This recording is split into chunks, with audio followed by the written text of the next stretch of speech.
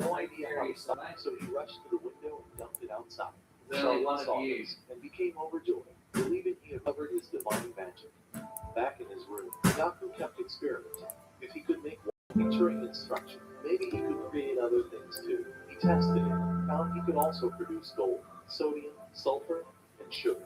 He realized he could create new substances, while one hand made matter and the other erased it. Just then, Charlotte entered and warned him of something else. What if he had forgotten his medical knowledge too?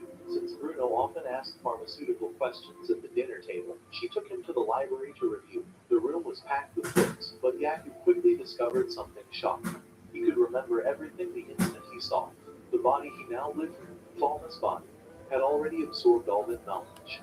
That evening at dinner, his mother and sister greeted him warmly, making Yaku realize this family truly cared about him. As expected, Bruno asked him a question related to pharmacy, and Yaku answered without trouble. Reassured, Bruno decided Yaku would return to lessons the next day with his tutor, Miss Elena. When Yaku met Ellen the next morning, she immediately sensed he seemed different from before. To avoid suspicion, he blamed it on being struck by lightning and said his memory was still unstable. Instead of pharmacy, Ellen focused that day's lesson on divine magic. She explained that every noble had a guardian deity. Yaku's family was tied to the medicine god, while hers followed the water god. There were 5 main elemental types, plus 2 rarer ones, yin and yang. Yaku asked about the void attribute, but even Ellen admitted that almost nothing had been recorded about it for centuries. Then he asked what kind of attribute would allow someone to create matter itself. She told him such a thing didn't exist for humans, only gods or monsters could do that. Later, she took him to a riverbank for practice. Since Yaku had forgotten his staff, she scolded him and lent him hers. She demonstrated a basic water spell, then asked him to do the same. But when Yaku tried, all he did was picture water in his mind, and an incredibly powerful stream burst out. Ellen was left speechless. Even worse, he had cast it without using an incantation. Worried, she brought out a measuring staff to check his divine power. The moment Yaku touched it, it shone so brightly that Ellen panicked. His power was beyond the tool's ability to measure. She immediately warned him never to do that in front of anyone else. After the lesson, Ellen dropped her glasses and couldn't see properly, so Yaku led her by the hand. While resting on a bench, he showed her a simple trick using her fingers, like a tiny lens to help her see better. As he demonstrated, he noticed one of her fingers glowing blue. He checked it and learned she had injured it earlier that day. Ellen suddenly grew terrified. Being able to see wounds like that was a power known as the divine eye. Then she noticed something even scarier. Yaku had no shadow. That was enough for her. The moment he tried to help her out, she ran away in fear. The next day, Bruno called Yaku to ask about Ellen. She had claimed to be seriously ill and requested leave, but Bruno suspected that excuse was fake. Yaku guessed she was simply frightened of him. Bruno sighed and gave Yaku a letter and a bottle of medicine to take to her. Before leaving, Yaku checked the medicine and realized it was only meant to restore energy. If she truly had a fever, he thought something else would be better, so he prepared another medicine himself. When he arrived at Ellen's house, she answered the door wearing full armor, convinced he had come to kill her. Yaku quickly explained that he was only delivering medicine from his father, but that only made her more nervous, since she started thinking it might be poison. To calm her down, Yaku showed her both bottles, the one from Bruno, and the fever medicine he had made himself. He told her he wanted her to continue teaching him. That confused Ellen. If he was some divine being connected to the medicine god, why would he need lessons from her? But Yaku insisted he was just an ordinary person who still needed Haha, guidance. Wes. His home had plenty of books, Haha. but none on divine magic, so he needed her help to control his power. Hearing that, Ellen What? finally relaxed. She agreed to keep Fuck no, teaching you him and are. promised not to reveal Sorry, it's nearly time for Kylie. I can't help anymore. Be here in half an hour. Ellen blushed. 11. It's nearly 11. Which made her hesitate for a moment, but then she remembered that the medicine god was known for protecting people, not harming them. And when she noticed the bouquet was made of sky blue flowers, her favorite relaxed down she finally trusted him to give the medicine. The next day, Ellen returned to teaching Yaku. She was still having a Sorry, I can't do that. since Yaku's power she lost control of that power. Sitting there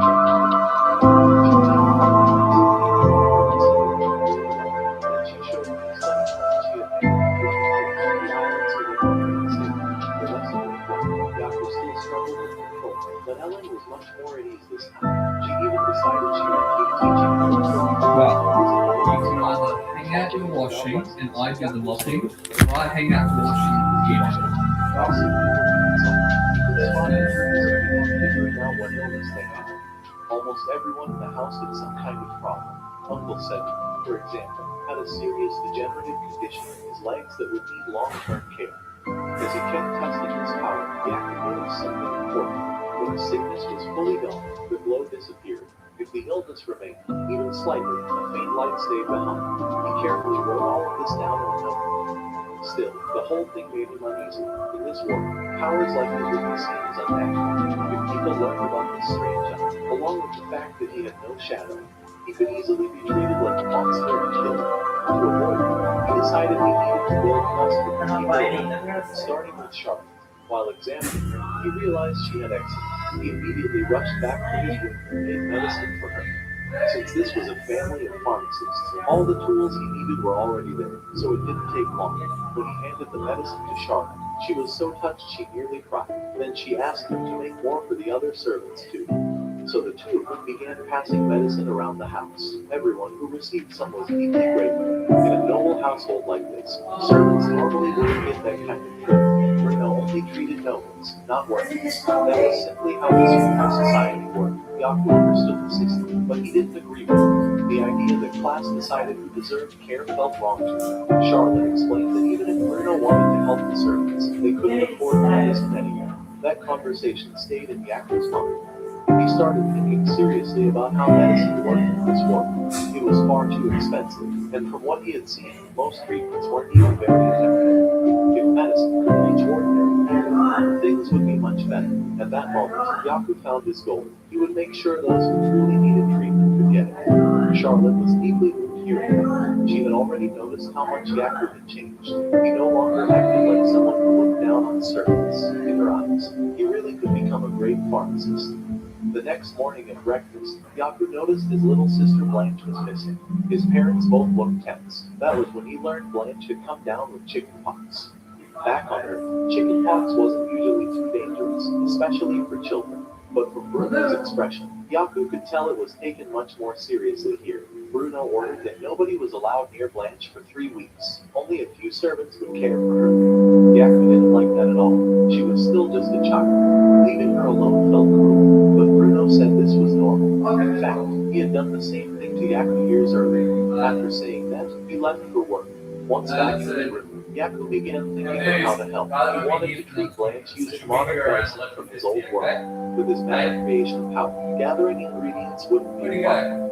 When the servants weren't paying attention, he slipped into Blanche's room. Using his divine eye, he checked her condition again and confirmed it really was chickenpox. So he gave her the medicine. Blanche immediately hid under the blanket and refused to take it because it tasted awful. Yaku quickly mixed it with a sweet pastry to trick her into eating it. That worked. After swallowing it, Blanche asked him something his sister did. Your father had said there was nothing, so how do you want to caught off guard, Yaku quickly made up an excuse to avoid revealing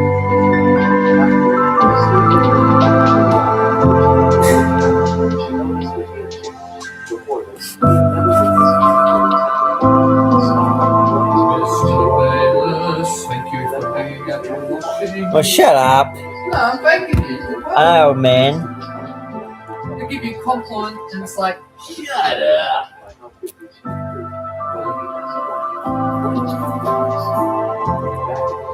Yaku once again thought about his strange gifts. He created battles he was using other people.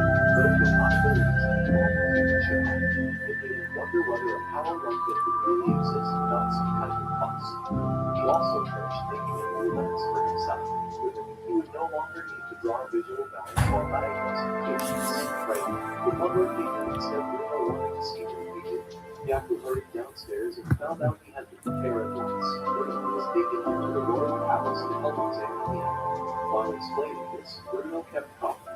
Yaku could instantly tell it wasn't just a harmless talk. He was about to examine his father with his eyes, but Bruno stopped him, worried someone might notice. So Yaku held back. Bruno also refused to say the words he had learned at the parents. Soon after, they arrived at the palace. Many attendants were already gathered outside the ruler's chamber.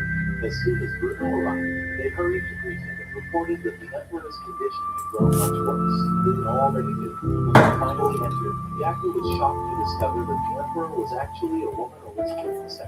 She lay weakly in bed and barely able to breathe. Bruno asked Yaku to hand him his medical case. He cut the Empress's finger, placed a drop of blood into her tooth, and the liquid inside remained warm. Yaku watched the infusion. It seemed this world had its own strange way of diagnosing illness. After that, Bruno spoke with the court astrologer, but only reported her news. The Empress's fate was hopeless, and she likely didn't have much time left. Bruno looked troubled, though he still believed there might be a slight chance that she received proper care. He then called Yaku over and told him to stay nearby and assist while he prepared medicine, watching from the side. Yaku realized the pharmacists of this world weren't very good.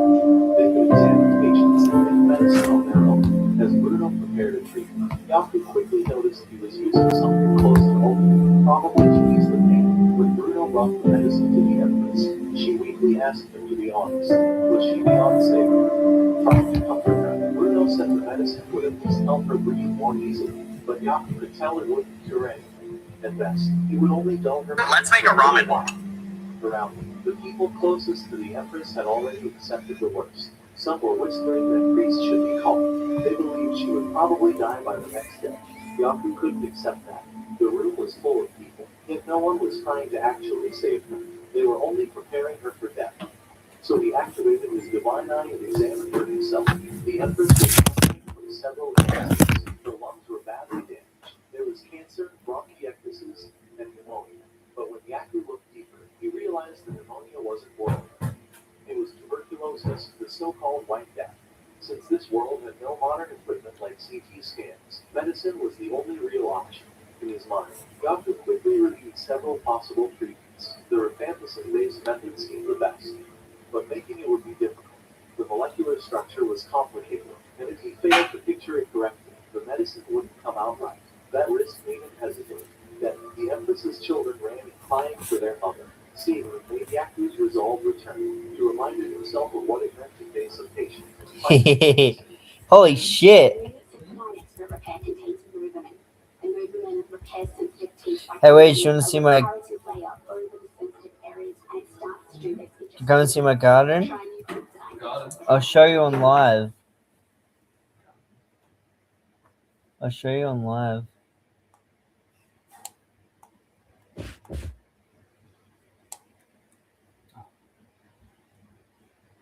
Oh, you're live. What? I said, you're live. Cool.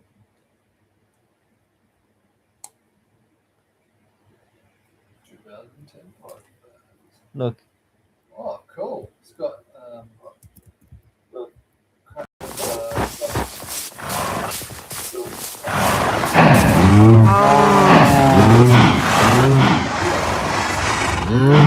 Yeah, it's recording.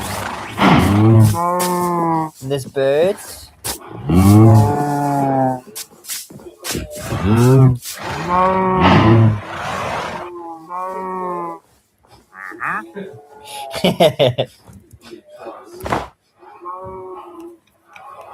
My nose.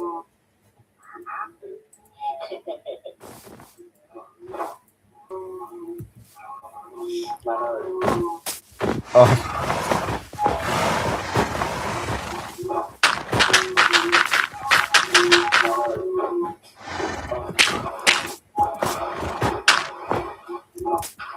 Huh?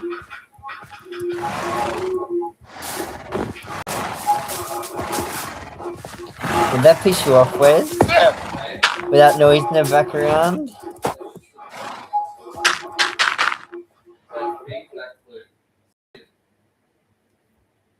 Yeah, that's what I watch myself record.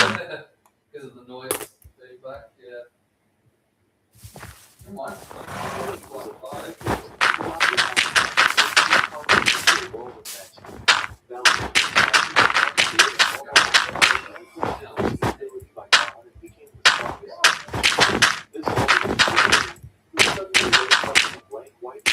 You like it, Wes? A tall blonde man appears and calmly tells him he already died. He remembers by a truck, totally confused. He asks if the man is God, but the guy says he is more like an angel whose job is to send him into a new world. You know what? Ray was stunned. Anime you might like. What? Called Grants. It's a very old one, but it's good. He asks for a quiet. For the most part. No, I like these type of stories was. Anime, I mean. No, yeah, no, this is the anime I like. Well, the anime is about a dude who gets hit by a train and he wakes up in a strange virtual world. Oh, I've seen that. Is it Sword Art Online? No. It's called Grants. Yeah, it's like Sword Art Online. Kinda, except like they have to work as a team to try and kill random monstrosities that will spawn from them. Yeah, it's like Sword Art Online. Fine, but it's got no fantasy aspect. It's like you gotta see But when our guy said they offered him to go assuming tells them to replace it with a new armored robot. Everyone is shocked by this choice, but they prepare the robot for him anyway. Then Saber begins charging the sword in its sheath with mana, all equipment that he crafted himself.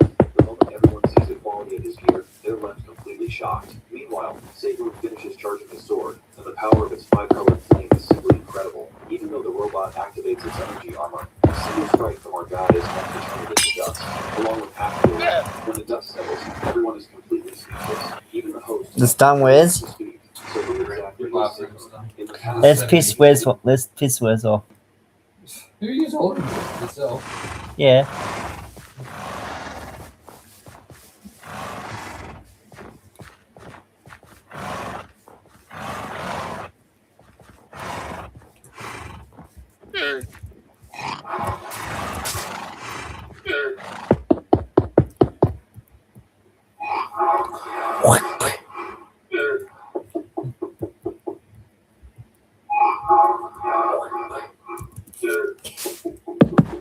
Oh. That would piss Wiz off. The noises of the arms are really annoying. They actually aren't llamas. That's the most fucking animals I have.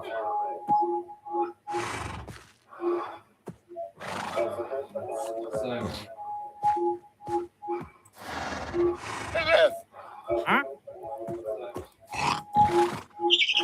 No! No, bird. Don't you dare go escape.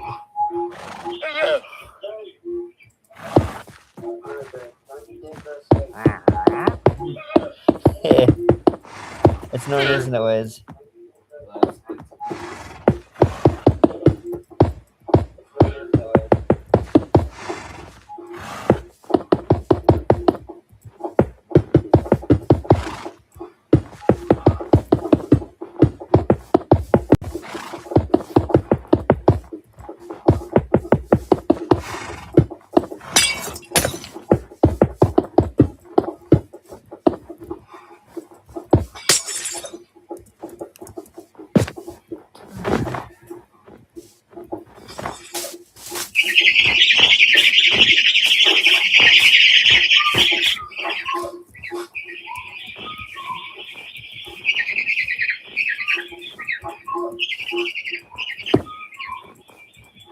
Escaping, no!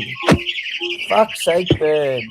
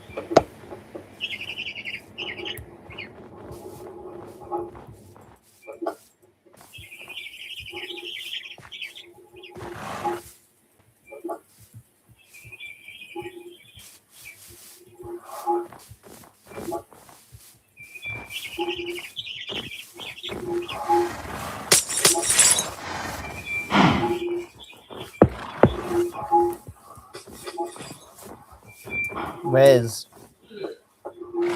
I did it.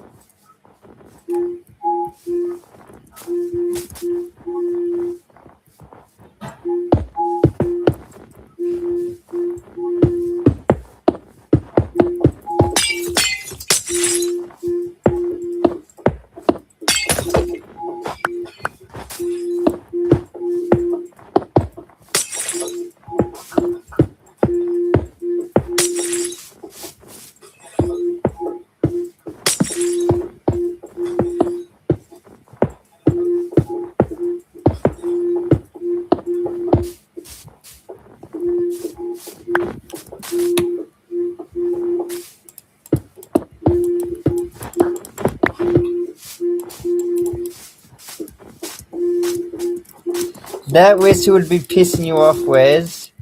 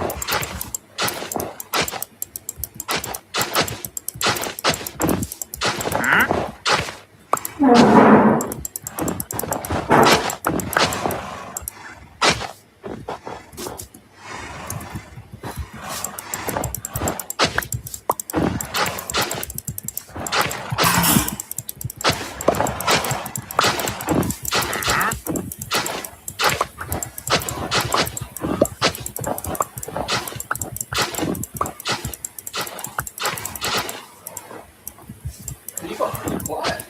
Hmm? Rowe fails.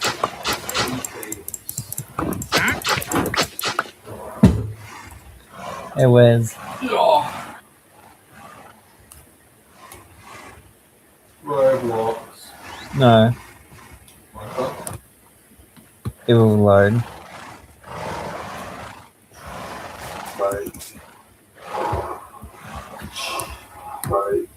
Wes. There's me again.